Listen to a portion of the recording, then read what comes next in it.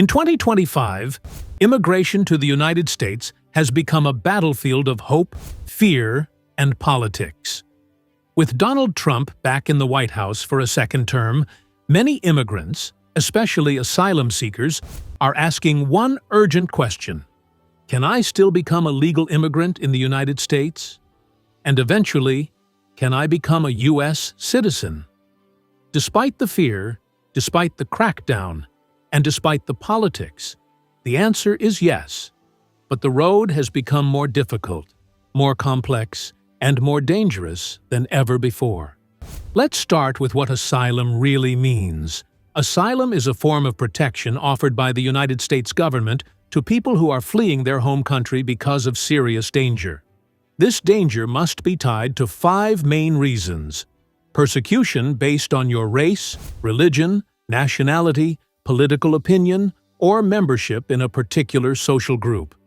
This last category often includes LGBTQ+ individuals, survivors of domestic violence, or people fleeing gang violence. If you meet any of these criteria and your fear is real, you may qualify for asylum. But in 2025, the asylum process is no longer what it used to be. Under the Trump administration, major restrictions have been placed on the process. Many asylum seekers are being turned away at the southern border. If you passed through another country on your way to the U.S., like Mexico, and didn't ask for asylum there first, your case may automatically be rejected. There's also a strict 1-year deadline. If you've been in the U.S. for more than 1 year without applying for asylum, your case could be dismissed unless you meet rare exceptions.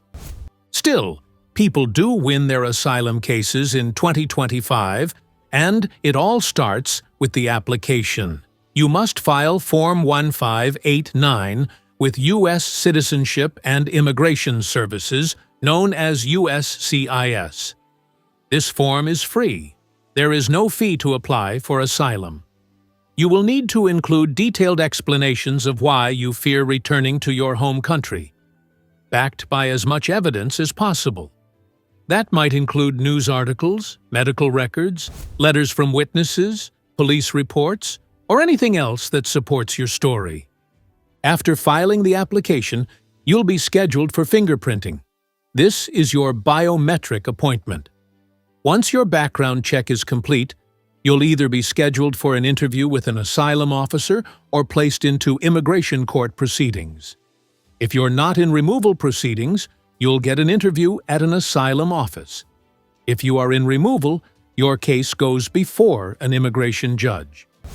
This court hearing is your chance to explain your case in full, present witnesses, and defend yourself. Now, here's the critical part. Asylum seekers are often not granted legal status right away. Most face long waiting periods, months or even years. During that time, you may be allowed to stay in the U.S. while your case is pending.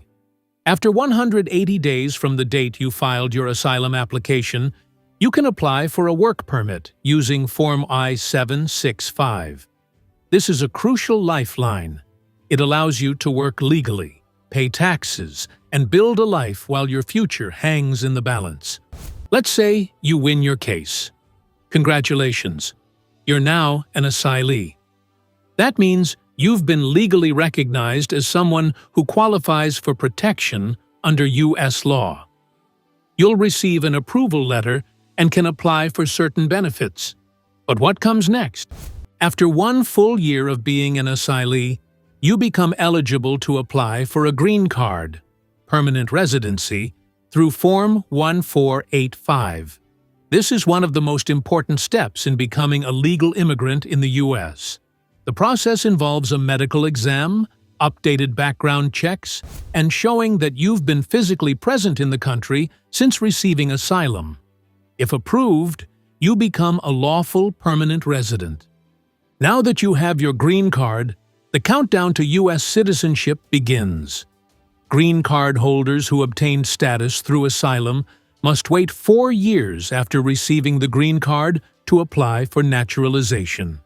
That's a total of 5 years from the date you were granted asylum. When you reach that 5-year mark, you can file Form N-400 to apply for citizenship. You'll go through another background check, submit biometrics again, and attend a naturalization interview. If approved, you'll take the oath of allegiance and officially become a U.S. citizen. And once you're a citizen, you're eligible to apply for a U.S. passport, vote in elections, and bring certain family members to the U.S. as well. So let's review that full path. Step 1. Apply for asylum. Step 2. If approved, become an asylee. Step 3. 1 year later, apply for your green card. Step 4. 4 years after that, apply for citizenship. The entire process takes about 6 years or more, depending on how fast your case moves. But here's the hard truth. Most asylum claims in 2025 are denied. The Trump administration has made it harder than ever to win asylum. Judges are under pressure to move cases faster. Many border crossings are blocked before people even reach U.S. soil. And those who do get in often face detention. People who are unable to provide strong evidence are sent back to their home countries, sometimes into the very danger they were fleeing. That's why preparation is everything. If you're considering an asylum claim in 2025, you need to take action immediately. The first thing you should do is find a qualified immigration attorney or connect with a nonprofit legal aid organization. Groups like the ACLU, RAICES, HIAS, and others help asylum seekers every day. Never file an asylum application alone unless you fully understand the law. Mistakes on your form or contradictions in your story can destroy your case. You will also need to collect every piece of evidence you can. Even if you don't have official documents, try to get letters from witnesses, religious leaders, journalists, or doctors in your home country. Anything that can help prove your story is valuable. Credibility is everything in an asylum case. If your story doesn't add up, or if the officer or judge doesn't believe you, you will lose. Next, keep track of your deadlines. You only have 1 year to apply after arriving in the U.S. unless you qualify for exceptions, like changed conditions in your country or serious illness. Missing this deadline can cost you your entire case. And if you are placed in deportation proceedings, be prepared to fight your case in court. Many asylum seekers win their cases in court, even after being denied at the asylum office. But you must be ready with facts, documents, and a legal strategy. And here's another thing. Stay out of trouble. Any criminal activity, even minor offenses, can destroy your chances of winning asylum or becoming a U.S. citizen. Be cautious, be respectful, and follow the law. Now let's talk briefly about what happens if you're denied. If your asylum case is denied by an officer and you're not in lawful status, you will likely be placed in removal proceedings. In court, you can appeal your case, bring new evidence, or request protection under other categories like withholding of removal or protection under the Convention Against Torture. Even if you lose in court, you can file an appeal with the Board of Immigration Appeals and, beyond that, with federal courts. But each appeal takes time, money, and emotional strength. That's why it's so important to prepare a strong case from the very beginning. Lastly, let's address the biggest question of all. Is it still worth trying? Even in 2025, the answer is yes. While the Trump administration has made the process more difficult, asylum is still protected by U.S. law. It's part of international law, and it's one of the few ways people fleeing real danger can still seek safety, dignity, and hope. Every year, thousands of people win their asylum cases, even under strict policies.